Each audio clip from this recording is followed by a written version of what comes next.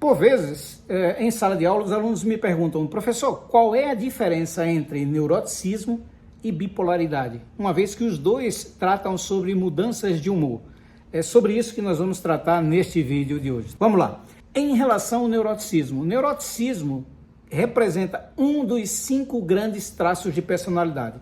Nós temos, além do neuroticismo, que forma os Big Five, a abertura à mudança, a conscienciosidade, a amabilidade e a extroversão. Então, são 5 características principais.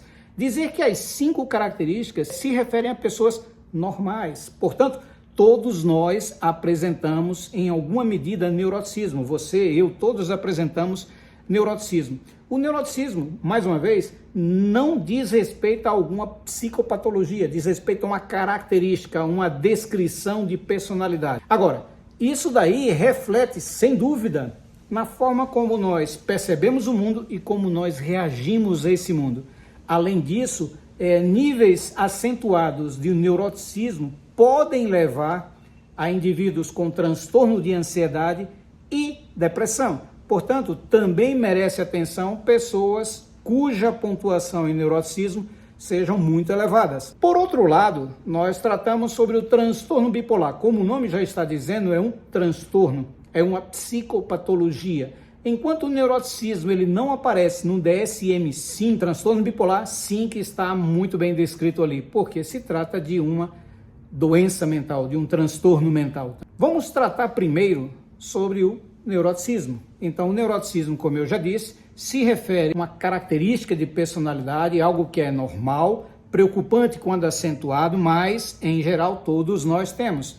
E é caracterizado por alguns elementos ou atributos específicos, por exemplo, a ansiedade. Pessoas neuroticistas, elas costumam ser muito ansiosas, preocupadas com tudo ao seu redor.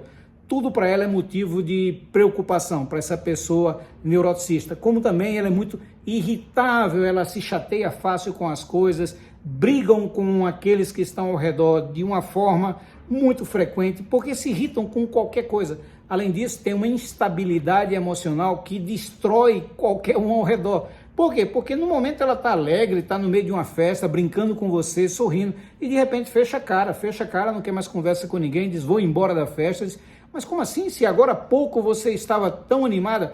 Mas esse é o perfil. Além disso, essas pessoas são muito pessimistas, e pessimismo é uma característica dessas pessoas. Elas olham o mundo de uma forma bastante negativa, como se nada fosse dar certo na vida, como se todos conspirassem contra ela. E a propósito, ela tem também como característica a autocrítica, ela se exige muito, ela está o tempo todo se exigindo, achando que não faz tão bem, achando que é uma incompetente, uma incapaz, tá certo? E, além disso tudo, ainda tem a característica de ser muito vulnerável ao estresse. Então, conviver em situações limite, em situações estressantes, desde logo não é para uma pessoa neuroticista, porque ela vai reagir de forma brutal, ela vai se evadir do local, ela não vai enfrentar, não é o seu perfil enfrentar situações estressantes, porque elas variam muito de humor, isso vai intensificar ainda mais nesse contexto de estressante. Um resumo: pessoas neuroticistas variam de humor, mas variam prontamente, em curtos períodos de tempo. Então, se ela está feliz agora, daqui a pouco ela vai estar triste e vai mudando durante toda a vida. Então, elas são continuamente, essa é uma característica delas, não é algo que elas adquirem. Então, professor, a partir de quando? Elas nascem neuroticistas e vão mudar, podem mudar obviamente, podem buscar ajuda psicoterápica para mudar em alguma coisa, mas essa é uma característica marcante, o neuroticismo.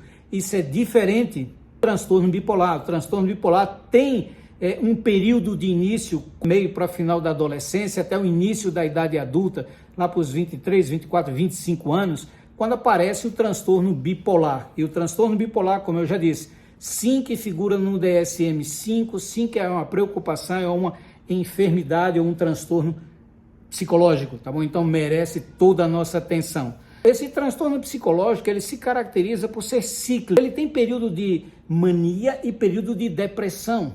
Então é comum que se perceba nesse indivíduo períodos alternados. Inclusive entre eles pode haver o período de normalidade.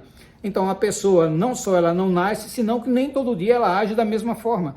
ela age segundo o período. Existem, como eu disse, episódios que são maníacos e episódios que são depressivos. E também há a possibilidade de a pessoa vivenciar períodos de normalidade. Nos episódios maníacos, a pessoa tem humor elevado de forma acentuada. Por exemplo, a irritabilidade, costumam se sentir irritáveis, eles têm um aumento de energia, estão o tempo todo agindo, fazendo alguma coisa.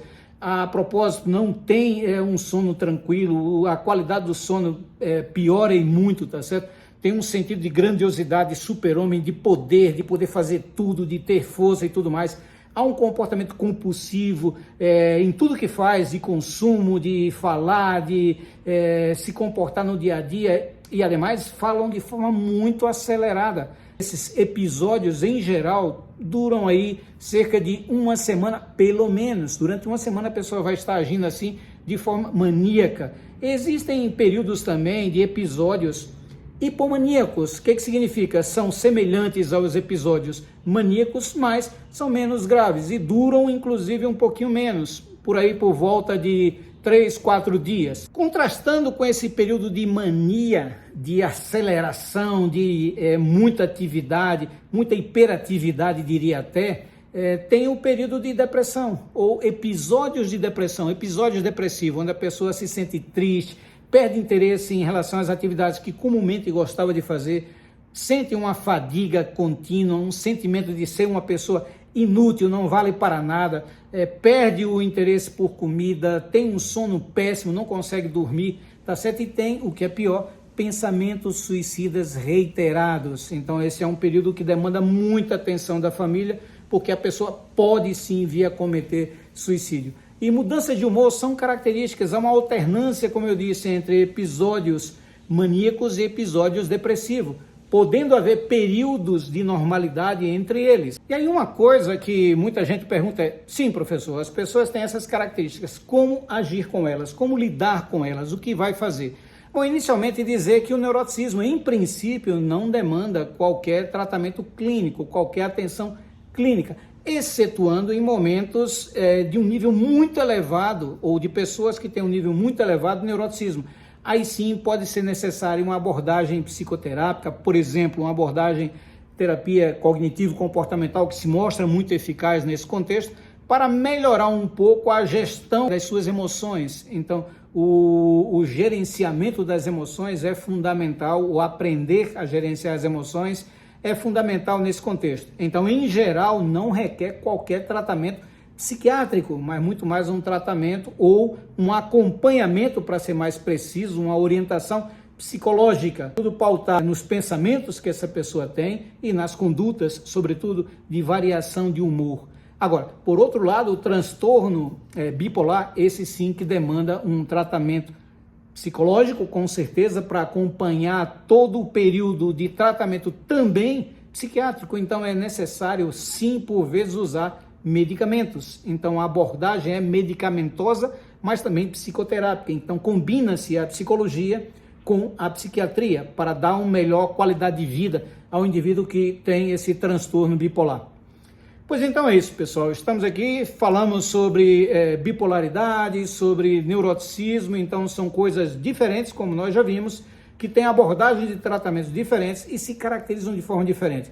Em que são comuns? No humor, há uma variação do humor. Enquanto o neuroticismo, essa variação ela é contínua o tempo todo, desde quando o indivíduo nasce, a bipolaridade não, ela surge num determinado momento e existem episódios. É uma coisa que não acontece continuamente. Então, você vai ter uma relação com a pessoa neuroticista, por exemplo, você tem que estar ciente de que vai encontrar alguém que vai mudar de humor muito prontamente. E isso dificulta a relação entre as pessoas. Conviver com alguém neuroticista, amar alguém neuroticista é, sem dúvida, um encargo muito grande.